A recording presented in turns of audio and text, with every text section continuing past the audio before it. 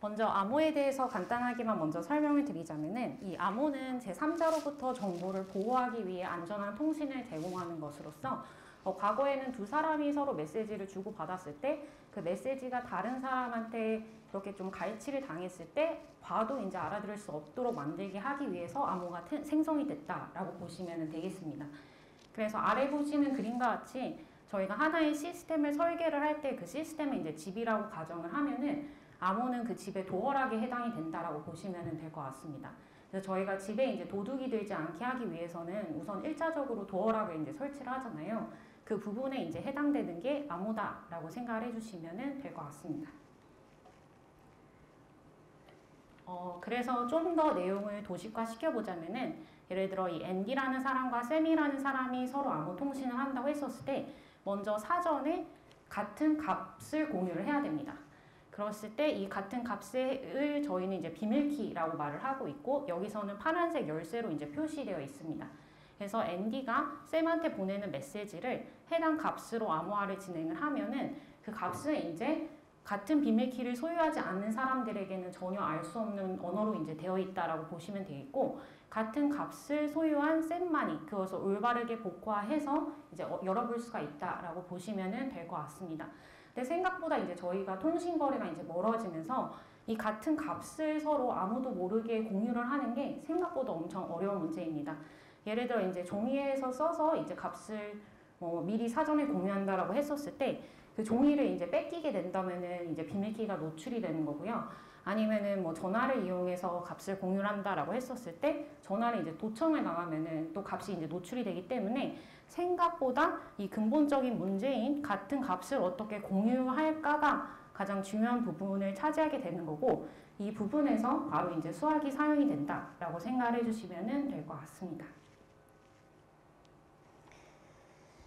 그래서 이 1976년에 DP랑 이 헬만이라는 사람이 저희 암호학 쪽에서는 엄청 유명한 DP-헬만 키 교환을 이제 제안을 합니다. 그래서 제안하는 방법은 유한체에서 이산대수 문제를 푸는 어려움에 기반을 두고 있는데 이 유한체에서 이산대수 문제를 푸는 것이라는 것은 다음과 같이 이제 G랑 Y랑 모듈러스 P가 주어져 있었을 때 이 X를 찾는 게 이제 어렵다라고 보시면 되겠고 이것은 현재 컴퓨팅 환경을 사용을 하더라도 하 지수 시간에 이제 복잡도가 걸린다라고 생각을 해주시면 될 것 같습니다. 그래서 이것을 통해서 이제 같은 값을 공유하게 되었고 이것을 바탕으로 이제 공개키 암호라는 분야가 탄생을 하게 됩니다.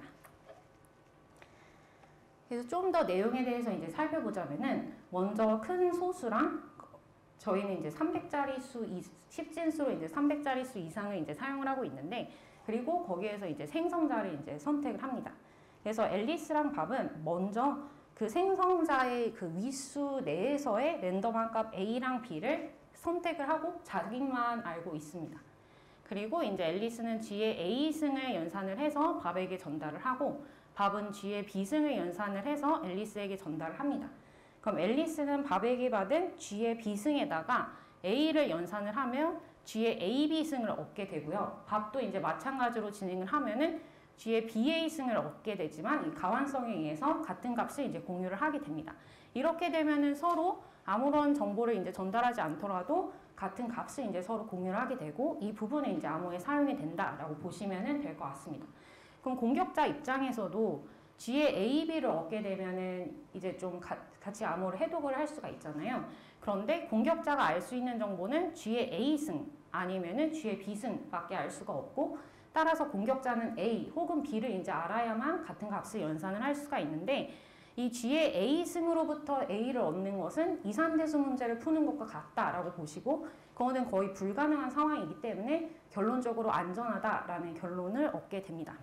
그럼 이렇게 보면은 좀 고등학생들도 이해하는 이런 지수법칙을 활용한 게 과연 현재에서도 이제 사용이 될까라는 의문이 이제 들 수가 있는데 먼저 전반적인 이제 통신을 이제 살펴보자면은 저희가 사전에 키 공유를 하고 그 키로 이제 암호 통신이 이제 진행이 되거든요. 그런데 이러한 과정이 실제로도 저희가 매번 이제 인터넷 웹사이트를 접속할 때 사용을 한다라고 보시면 될 것 같습니다.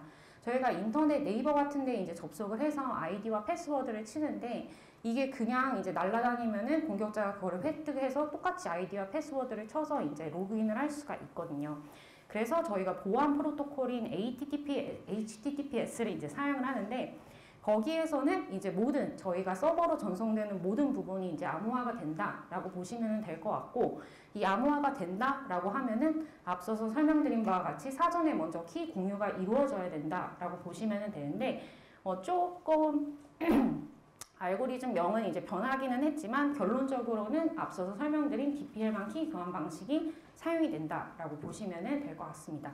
그런데 오늘은 여기에서 이제 RSA라고 나온 부분에 좀 초점을 맞춰서 설명을 드리도록 하겠습니다. 그래서 이제 DPL만 키 교환 방식이 나오면서 사람들은 이것을 좀 잘만 이용을 하면은 키 교환 없이도 암복화가 가능하겠는데 라는 이제 생각을 합니다. 그래서 앞서서 A랑 B를 선택을 한 것을 자기만이 알고 있는 개인 키라고 이제 여기고 남에게 공개할 수 있는 G의 A승 아니면 G의 B승을 이제 공개 키라고 할 경우에 앨리스가 밥하고 통신을 하고자 할 때 먼저 키 교환을 하는 게 아니라 밥이 알려진 정보인 G의 A승을 이용을 해서 암호화를 진행을 하고 밥은 자신의 개인 키를 이용해서 복화를 한다면은 키 교환 없이도 암복화가 이제 가능한 형태가 된다라고 생각을 해서 사람들이 이제 많은 연구를 진행을 하게 되었고 그 분야가 바로 공개키 암호 분야다라고 이제 볼 수가 있겠습니다. 그래서 이 공개키 암호는 안전성에 기반을 두고 있기 때문에 해당 수학적 난제가 현재 컴퓨팅 환경에서 안 풀리기 때문에 해당 암호가 안전하다라는 식으로 저희가 이제 증명을 하게 됩니다. 그래서 좀 더 이 부분에 대해서 살펴보자면은 저희가 이제 개인키와 공개키가 수학적 난제에 의해서 연결이 되어 있어서 공개키를 알아도 개인키를 알 수가 없습니다. 공개키를 통해서 개인키를 복원한다는 것은 수학적 난제를 풀어야 되는데 그게 이제 불가능하기 때문에 모른다라고 보시면 되겠고 특정 공개키에는 이제 특정 개인키가 연결이 됩니다. 그럼 이러한 문제가 또 무엇이 있을까라고 생각을 해보면은 이산대수 문제도 있겠지만 가장 쉽게 생각할 수 있는 부분이 이제 인수분해 문제다라고 이제 보시면 될 것 같습니다. 그래서 다음과 같이 이제 파란색 숫자로 되어 있는 숫자가 있는데 이 수는 두 소수의 곱으로 이루어져 있습니다. 이 두 소수가 무엇일까요? 라고 하면은 바로 답을 얻어내지 못하고 심지어 컴퓨터도 거의 해결하지 못한다라고 이제 보시면 될 것 같습니다.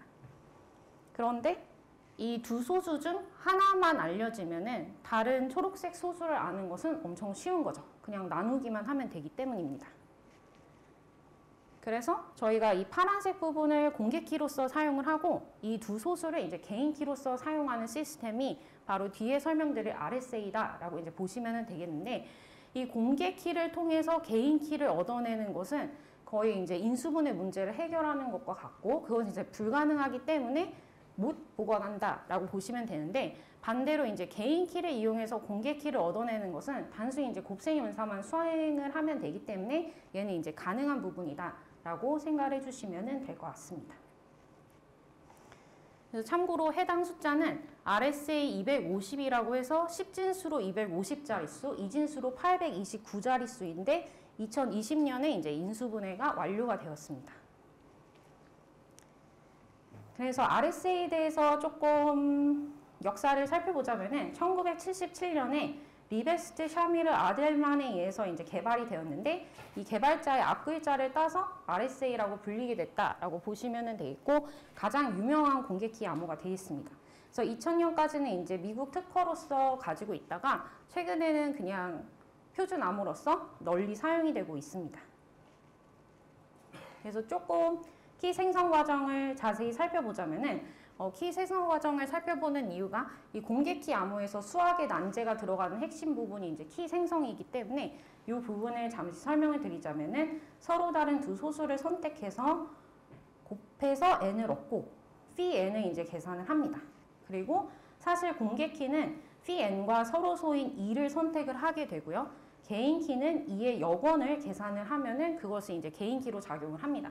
근데 앞서 말씀드렸듯이 이제 PQ도 저희가 거의 개인키 급수로 관리를 하는 이유가 P나 Q를 알게 되면은 결론적으로 phi n을 구할 수가 있고 phi n을 알게 되면은 이 알려진 공개키에 대한 역원을 계산하는 것은 익스텐디드 유클리디안 알고리즘으로 다항 시간 안에 해결할 수가 있기 때문에 결론적으로 D뿐만 아니라 저희 PQ도 이제 좀 개인키로서 작용을 한다라고 보시면 될 것 같습니다. 그래서 암복호화는 간단한 지수연산으로만 구성이 되어 있고 암복호화가 성립하게 되는 것은 저희가 오일러 정리에 의해서 성립한다라고 보시면 되는데 이것도 이제 마찬가지로 너무 간단해서 과연 오늘날에도 쓸까라는 의문이 이제 생길 수가 있는데 저희가 마찬가지로 앞서서 설명드렸듯이 HTTPS 프로토콜을 이제 사용을 하려면은 SSL 인증서라는 게 이제 필요합니다.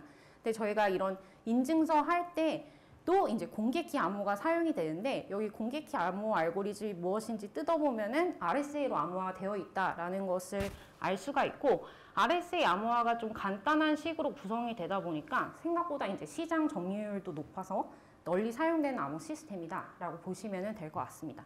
이렇게 이제 공개키 암호 알고리즘이 뭐 암호화에도 사용이 되지만 사용자 인증에도 사용이 되다 보니까 결론적으로 공개키 암호가 안전해야 우리의 이제 모든 정보가 안전해야 된다라는 결론을 이제 얻을 수가 있는 거죠. 그래서 사람들은 공개키 암호가 그러면 얼마나 안전할까? RSA 측면에서 살펴보자면은 RSA가 과연 안전한 것인가에 대해서 이제 열심히 분석을 하기 시작합니다. 그래서 결론적으로 RSA가 안전한 이유가 뭐냐면은 큰 수를 인수분해하는 어려움을 기반으로 두고 있기 때문에 인수분해가 어렵기 때문에 RSA가 안전한 거거든요. 그래서 그걸 이제 역으로 생각을 한다면은 N을 과연 인수분해 한다면 어떻게 될 것인가? N을 인수분해 하는데 얼마나 많은 자원이 필요할 것인가를 측면으로 또 많은 연구가 진행이 되기 시작합니다.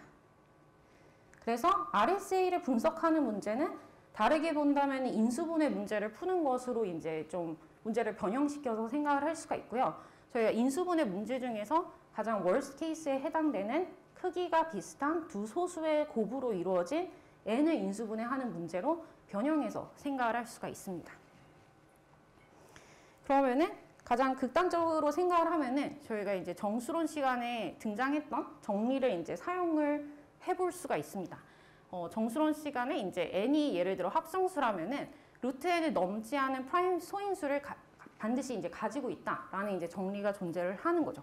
그런데 이제 문제는 저희가 암호에서 사용되는 RSA 같은 경우는 2진수로 1024비트, 10진수로는 309자리의 수를 이제 사용을 하다 보니까 적어도 2의 512번의 이제 나눗셈 연산이 들어가야 되는 거고 간단하게 1 더하는 연산도 생각보다 2의 32승을 하는데 물론 최적화가 덜 돼서 그렇기는 하지만 1시간이나 이제 걸립니다.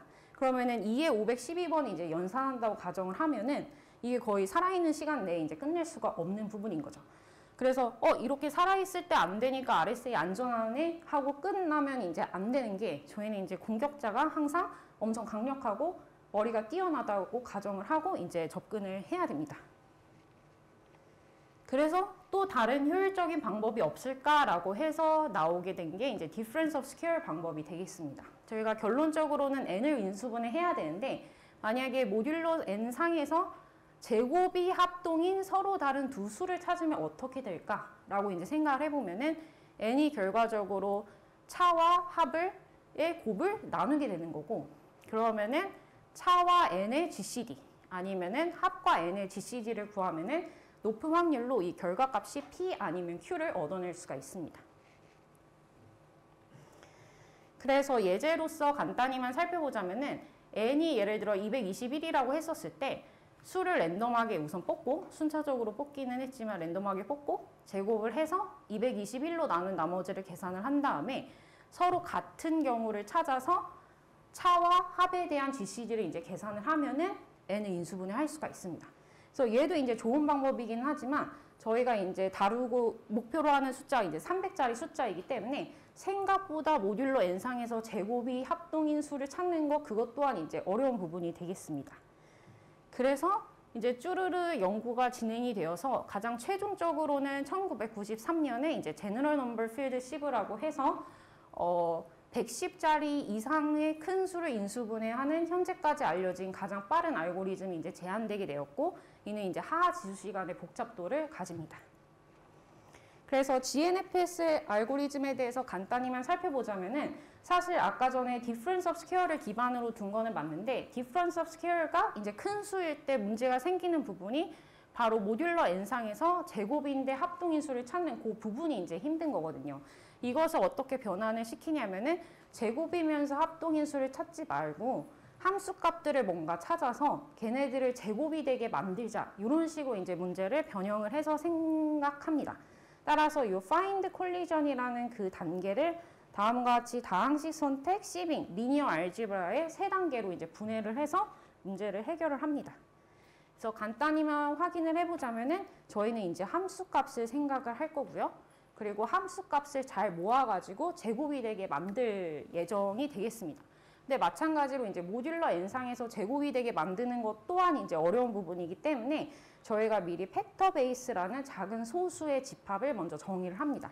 그리고 우리는 함수값을 그냥 막 찾는 게 아니라 그 저희가 지정한 집합 내에 있는 소수로 나누어지는 함수값들만 찾을 거다라고 이제 보시면 되겠습니다. 그러면은 제곱이 되는 수의 특징이 뭐냐면은 소수 인수를 짝수계만 갖는 게 이제 제곱이 되는 수의 특징이 되겠습니다. 따라서 저희는 이 소인수를 다 저장을 할 필요가 없이 해당 소수가 짝수계 사용됐는지 홀수계 사용됐는지만 분류해서 이제 저장을 하면 되는 거고요. 그러면은 함수값에 대응하는 소수를 다음과 같이 짝수번 사용되면 0, 홀수번 사용되면 1로 해서 이진행렬로 구성을 할 수 있습니다. 그러면은 어느 함수값을 조합을 해서 제곱수가 되게 하느냐라는 문제는 이 이진행렬의 커널 벡터를 찾는 문제로 이제 변경을 또 시킬 수가 있습니다. 그래서 커널 벡터를 이제 찾으면은 그 벡터에 해당하는 함수값을 조합하면은 제곱수가 나온다라는 식으로 이제 인수분해 문제를 해결을 하게 됩니다. 그래서 각 단계의 해당 과정을 이제 간단히 나타내게 되었고요. 그래서 이제 RSA 만든 사람들이 회사를 설립한 다음에 RSA 챌린지라는 것을 이제 제안을 합니다. 왜냐하면은 그 안전성 분석하는 것도 이제 중요하기 때문에. 그런데 그냥 분석하라 하면 아무도 안 하니까 이 숫자를 주고 이 숫자 인수분해하면은 상금을 걸었습니다. 그래서 이제 시작된 게 1996년에 130짜리 수 인수분해를 시작으로 2020년에 250짜리 숫자가 가장 최근에 인수분해된 숫자다라고 이제 보시면 되겠습니다. 근데 다음 그래프를 이제 보시면은 이 그래프는 기존에 인수분해됐던 것을 바탕으로 과연 언제 인수분해가 될 것인지를 예측하는 그래프인데 이 그래프를 따져보면은 1024비트에 해당하는 RSA, 여기 저희가 목표로 두는 300짜리 숫자의 수 같은 경우는 거의 지금쯤 인수분해가 돼야 되는데 안 된 거죠. 그래서 이제 과거에는 사실 인수분해 속도가 생각보다 빠르게 인수분해가 되고 있다라고 사람들이 평가를 했는데 요즘에 잠시 주춤하게 된 이유가 바로 이제 암호학계에서는 양자 컴퓨터의 등장으로 잠시 이제 좀 소원해져서 다들 연구를 좀 가만두지 않았나라고 생각을 하고 있습니다. 그래서 간단히만 그냥 살펴보자면은 과거에 비해서 그래도 현재 가장 최근에 인수분해된 그 큰 숫자는 오히려 큰 수를 인수분해를 하면 더 어려워져야 되지만 컴퓨터가 이제 발전을 했기 때문에 더 빠른 시간 내에 인수분해 됐다라는 것을 이제 평가를 하고 있습니다. 이게 좀 중요한 부분이 결론적으로는 공개키 암호는 수학적 난제에 기반을 두고 있기 때문에 현재 컴퓨팅 환경에서 해당 난제가 빠르게 풀린다면 파라미터를 변경을 해야 되고 앞서서 간단하게 언급한 것처럼 만약에 양자 컴퓨터가 등장하게 되어서 아예 기반 문제가 쉬워지게 된다면은 아예 새로운 시스템을 만들어야 된다라고 이제 보시면 될 것 같습니다. 그래서 요즘에 등장한 것은 이 쇼어 알고리즘이라는 것 때문에 이 공개키 암호 분야의 그 연구 트렌드가 완전히 조금 변했다라고 보시면 될 것 같습니다. 쇼어 알고리즘은 사실 1999년 정도에 피터 쇼어라는 학자가 인수분해와 이산대수 문제를 푸는 양자 알고리즘을 이제 제안을 했었는데요. 그러면 원래 인수분해와 이산대수를 문제 푸는 알고리즘은 동일하게 이제 GNFS를 사용을 해서 하 지수 시간의 복잡도를 가지지만 만약에 양자 컴퓨터가 개발이 되어 쇼어 알고리즘이 구현이 된다면은 다항 시간 내에 깨진다라는 의미가 되고 이 다항 시간이라는 뜻은 정말 그냥 익스텐디드 유클리디안 알고리즘으로 여건 구하듯이 엄청 쉽게 해결이 된다라고 보시면 될 것 같습니다. 그러면은 RSA 1024를 쓰든 4096을 쓰든 그런 게 다 의미가 없어지고 단시간 안에 해결이 되니까 RSA를 더 이상 못 쓴다라고 이제 볼 수가 있겠습니다. 그래서 이게 왜 암호학계에서는 좀 문제가 되냐라고 보자면은 간단히 이 슬라이드 내용만 요약시킨다면은 저희가 예를 들어 문서, 보안 문서의 보안 기간이 정해져 있잖아요. 이 문서는 50년간 보안을 해야 돼서 RSA로 암호화를 했다라고 이제 가정을 했는데 30년 뒤에 양자 컴퓨터가 개발이 되어서 이제 다 깨져버린 거예요. 원래 20년 더 보관을 해야 되는데 그 부분을 못하는 거니까 이제 문제가 생긴다라고 보시면 돼서 그러면은 이것에 항상 미래에 미리 이제 대비를 해야 된다라는 측면에서 이제 연구를 진행을 해야 되는 거죠. 그런데 또 어떻게 보자면은 양자 컴퓨터가 개발이 안 될 것 같은데 굳이 이럴 필요가 있을까라고 이제 생각이 들 수가 있잖아요. 그런데 생각보다 양자 컴퓨터도 빠른 속도로 이제 개발이 되고 있다라고 보시면 될 것 같습니다. 그래서 초반에만 해도 양자 컴퓨터가 상용화가 안 된다라는 측면이 이제 보통 절대 온도에서만 이제 동작을 하고 애니악처럼 엄청 큰 공간 안에서만 이제 동작을 하고 그런 부분이 있어서 좀 상용화가 안 될 거다라는 평가가 이제 많았는데 아직도 살짝 그런 상황이기는 하지만 그래도 생각보다 저희의 이제 칩 형태로 그리고 큐비스도 생각보다 이제 늘어나고 그리고 상온에서 동작이 가능한 형태로 많이 이제 발전이 되고 있어서 이거 생각보다 정말 양자 컴퓨터가 개발이 되겠는데 라는 측면이 강해서 이제 공개키 암호의 연구가 양자 컴퓨터가 개발이 되었을 때 이제 어떻게 되는지로 연구의 트렌드가 변화하게 됩니다. 그래서 저희 요즘 공개키 암호 분야에서는 포스트 퀀텀 크립토그래피라고 해서 양자 컴퓨터가 개발된 후에도 양자 컴퓨터로 깰 수 없는 암호를 만들자라는 측면에서 이제 연구가 진행이 되고 있는데 물론 이제 양자 컴퓨터가 개발이 된다고 해도 그게 바로 상용화가 되는 게 아니잖아요. 그래서 양자 컴퓨터에 구현을 하는 알고리즘이 아니라 지금과 같은 컴퓨터에 구현이 되지만 아직까지 그 양자 컴퓨터로 해결하기 어려운 난제를 사용해서 만든 알고리즘이다라고 이제 보시면 될 것 같습니다. 그래서 이 프리퀀텀이라고 해서 양자 컴퓨터 이전에 썼던 앞서서 말씀드린 RSA나 아니면 DPL만 키 교환 같은 경우는 이제 더 이상 못 쓰니까 이 포스트 퀀텀이라고 해서 아직까지 양자 알고리즘이 개발이 안 돼서 안전한 새로운 분야의 공개키 암호 알고리즘을 연구를 하고 있고 크게 이제 다변수 기반, 코드 기반, 레티스 기반, 그리고 아이소제니 기반으로 나눠서 이제 연구가 진행이 되고 있습니다. 그래서 간단히 다변수 기반에 대해서만 말씀을 드리자면은 이 다변수 기반은 유한체에서의 다변수 2차식을 푸는 게 또 어렵다라는 기반 문제를 이용해서 설계된 알고리즘으로 얘도 이제 풀 수 있는 효율적인 양자 알고리즘이 아직 없기 때문에 다시 말해서는 쇼아 알고리즘으로 풀리지 않기 때문에 양자 환경에도 안전하다라고 이제 볼 수가 있습니다. 그런데 이 다변수 2차식을 푸는 방법으로는 저희가 이제 글로버너 베이시스를 사용을 하면 또 풀 수 있다 이렇게 이제 말은 하고 있어요. 그런데 이 과거에 이런 개발됐던 알고리즘들이 다 암호를 타겟으로 만든 게 아니다 보니까 파라미터가 다 작은 경우에서만 이제 연구가 많이 진행이 되었었거든요. 그런데 저희는 이것을 컴퓨터로 구현을 하고 파라미터를 키우다 보니까 글로버너 베이시스가 이제 구현이 되려면 어떻게 진행을 해야 되고 파라미터가 클 때는 어떤 식으로 구현을 해야 되는지에 대해서 많은 연구를 진행을 하고 있고 그리고 또 많은 성과가 나오고 있다라고 보시면 될 것 같습니다.